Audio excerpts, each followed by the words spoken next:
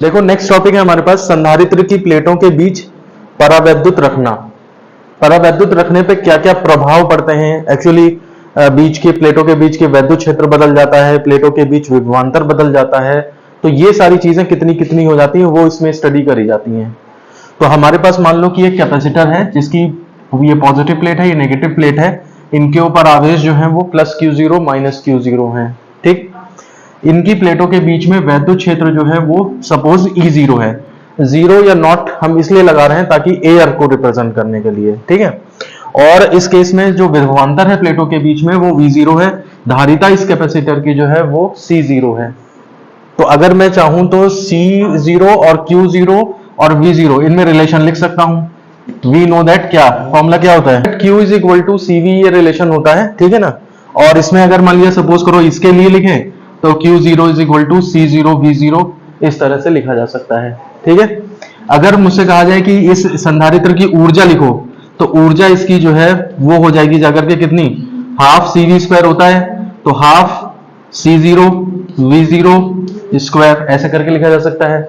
या फिर ऐसे भी लिख सकते हो हाफ Q²/C होता है, तो Q0²/C0, मतलब कुछ भी रिलेशन हम इसमें स्टैब्लिश कर सकते हैं, कुछ भी निकालना हो वो निकाला जा सकता है। अब बात आती है एयर की बजाय अब हमने उसकी प्लेटों के बीच में एक परावैद्युत पट्टी रख दी है, डाइइलेक्ट्रिक स्लैब रख दी है इसके बीच में, तो वो क्या करेगी, तो वो ये करेगी, देखो इसके अंदर डाइइलेक्ट्रिक मटेरियल वो होते हैं जिनमें जब हम कोई इलेक्ट्रिक फील्ड में रखते हैं तो फ्री इलेक्ट्रॉन्स इसमें नहीं होते, ये इंसुलेटिंग मटेरियल होते हैं, ठीक है ना, धारा नहीं प्रोवाइड करते हैं, फ्री इलेक्ट्रॉन्स इसमें नहीं पाए जाते हैं, लेकिन थोड़ा बहुत इनमें इलेक्ट्रिकल इफेक्ट्स आ जाते हैं। कैसे आ जाते हैं, जैसे मान लिया सपोज कंघा है, वो प्लास्टिक का है, लेकिन तुमने बालों से जब रगड़ा उसे तो उसने कागजों को अट्रैक्ट कर लिया, कागज के टुकड़ों को। अब तुम कहो कि इसमें तो ये तो इंसुलेटिंग मटेरियल से बना हुआ है, प्लास्टिक है, इसमें कैसे आवेश आ गया, तो ये इलेक्ट्रिकल इफेक्ट्स तो आ जाएगा, लेकिन अगर तुम इसको किसी सॉकेट में या कहीं करंट फ्लो कराने की कोशिश करोगे तो वो करंट फ्लो नहीं होगी इसके अंदर।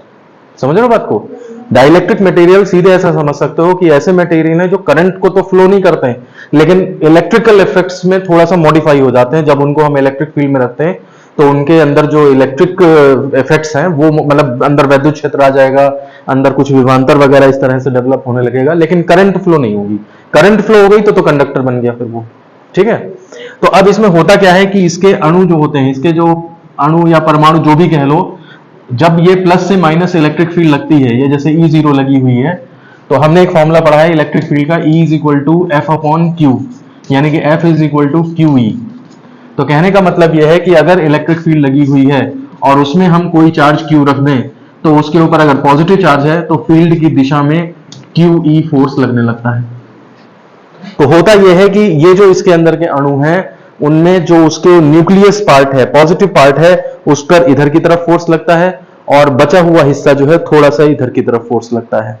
हम ये नहीं कह रहे कि इलेक्ट्रॉन खिंच करके इधर आ जाएंगे और न्यूक्लियस उधर भाग जाएगा। व्यवस्था कुछ इस तरह से हो जाती है कि पहले न्यूक्लियस जैसे ये था प्लस और इलेक्ट्रॉन ऐसे चक्कर काटता था, तो इलेक्ट्रॉन का सेंटर ऑफ मास और पॉजिटिव का सेंटर ऑफ मास एक ही जगह आ जाते थे, ठीक है ना। और जैसे ही तुम क्या करोगे, इसको इलेक्ट्रिक फील्ड में रखोगे, पॉजिटिव पता लगा इधर हो गया और नेगेटिव जो है वो इस तरह से नाचने लगा। तो ओवल शेप में आने की वजह से नेगेटिव का सेंटर हो गया कहां, थोड़ा इधर, और पॉजिटिव का सेंटर ये हो गया।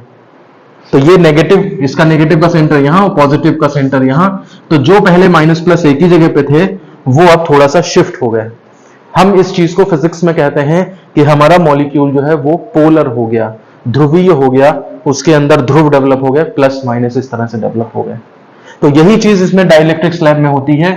इसमें माइनस इधर, मैं थोड़ा सा बड़ा बना देता हूं, माइनस इधर प्लस इधर, माइनस इधर प्लस इधर, ऐसी एक और बना देता हूं, माइनस इधर प्लस इधर। इस तरह से जो है वो शिफ्टिंग हो जाती है चार्ज की, जिसकी वजह से हर मॉलिक्यूल में इधर की तरफ माइनस चार्ज और उधर की तरफ प्लस चार्ज। क्यों? क्योंकि इलेक्ट्रिक फील्ड उस तरफ लगी हुई है, E0, ठीक है ना।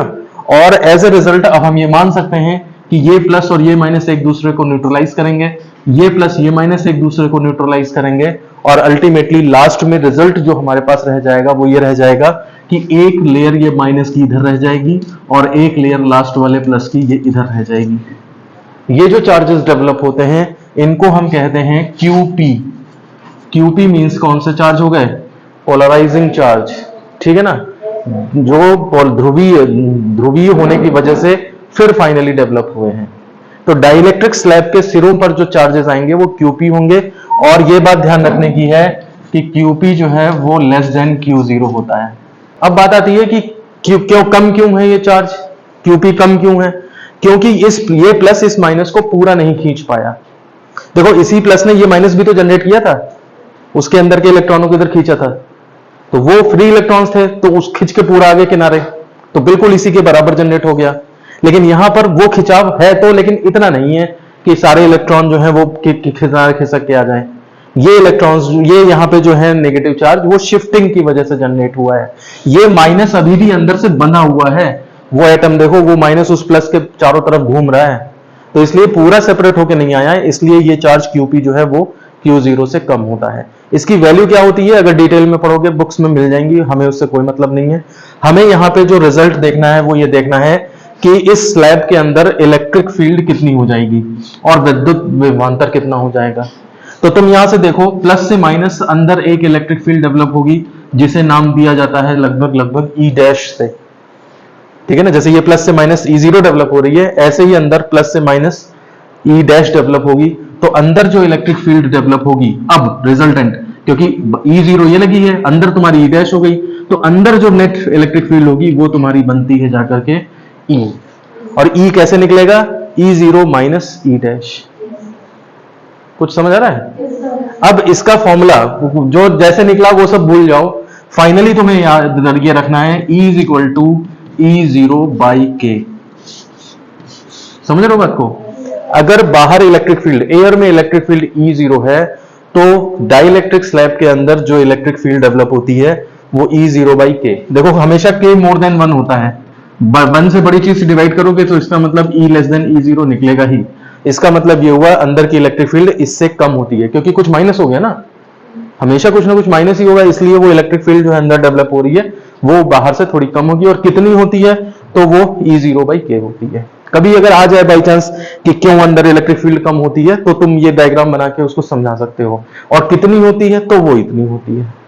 सेम ऐसे ही डाइलेक्ट्रिक, ये स्लैब के अंदर है ना, स्लैब के अंदर वैद्युत क्षेत्र तो ये इतना होगा, और स्लैब के अंदर अगर हम वैद्युत विभवांतर निकालें, पोटेंशियल डिफरेंस निकालें, तो V जो होगा वो V0/K, वो भी जो है वो V0/K इस तरह से हो जाता है।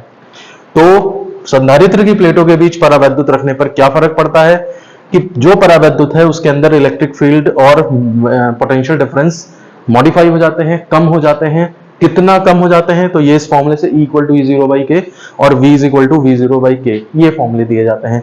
जितना इसका डाइलेक्ट्रिक स्लैब का कांस्टेंट होगा उस हिसाब से उतने टाइम्स इलेक्ट्रिक फील्ड कम हो जाती है, और उतने ही टाइम्स जो है वो पोटेंशियल डिफरेंस कम हो जाता है। तो हम इसमें जो है वो तो लिख सकते हैं कि अतः